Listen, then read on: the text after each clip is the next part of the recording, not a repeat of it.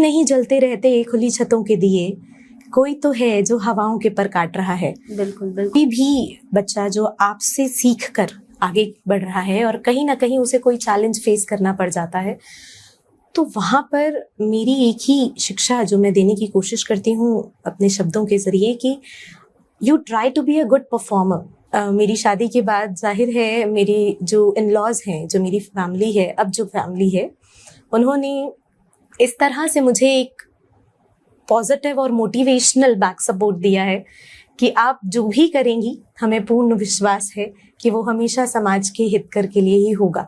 आपके लाइफ में ऐसे कोई मेंटोर, जो एक स्पेशल मेंटोर होता है ना, जैसे हमारे कोई एक स्पेसिफिक टीचर या कोई एक स्पेसिफिक फैमिली मेंबर, आपके लाइफ में वो कौन रहा है? मेरी लाइफ जर्नी में सबसे बड़ा रोल जो अदा किया है वो मेरे पेरेंट्स ने।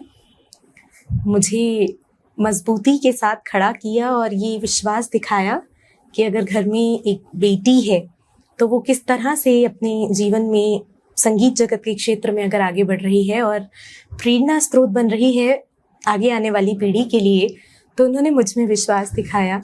और उसके बाद मेरी शादी के बाद जाहिर है मेरी जो इन लॉज हैं, जो मेरी फैमिली है, अब जो फैमिली है, उन्होंने इस तरह से मुझे एक पॉजिटिव और मोटिवेशनल बैक सपोर्ट दिया है कि आप जो भी करेंगी, हमें पूर्ण विश्वास है कि वो हमेशा समाज के हित कर के लिए ही होगा। तो एक इस तरह से मेरी जर्नी को एक पुश भी मिला है। और ये बहुत एक इम्पॉर्टेंट फैक्टर्स होते हैं कि आप सकारात्मक तौर पे अपने जीवन में आगे बढ़ पाते हैं उस पर्टिकुलर फील्ड में। और इसमें भी इसके बाद अगर योगदान इस जर्नी में किसी का रहा है तो वो मेरे बच्चे हैं, माय स्टूडेंट्स, जिन्होंने हमेशा मुझे एक अलग अलग फॉर्म्स में, अलग अलग जॉनर्स में गाने के लिए उकसाया है और कोशिश की है कि उन्होंने मुझसे सीखा है। और कहते हैं ना, ज्ञान जब सिखाओ तो ज़्यादा हो जाता है, बढ़ जाता है, जब बांटते हैं तो बढ़ जाता है।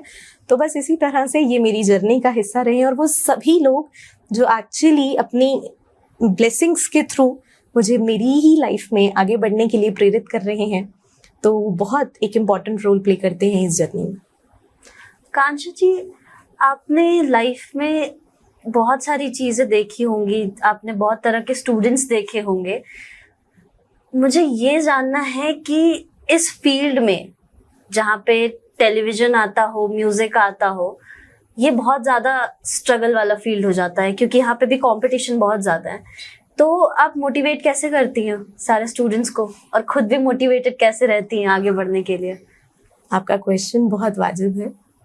ये इस तरह से आज की डेट में अगर मैं कहूँ तो ये एक बहुत बड़ा कंपटीशन है कि कंपटीशन में उतर के कंपटीशन दिया कैसे जाए। बिल्कुल।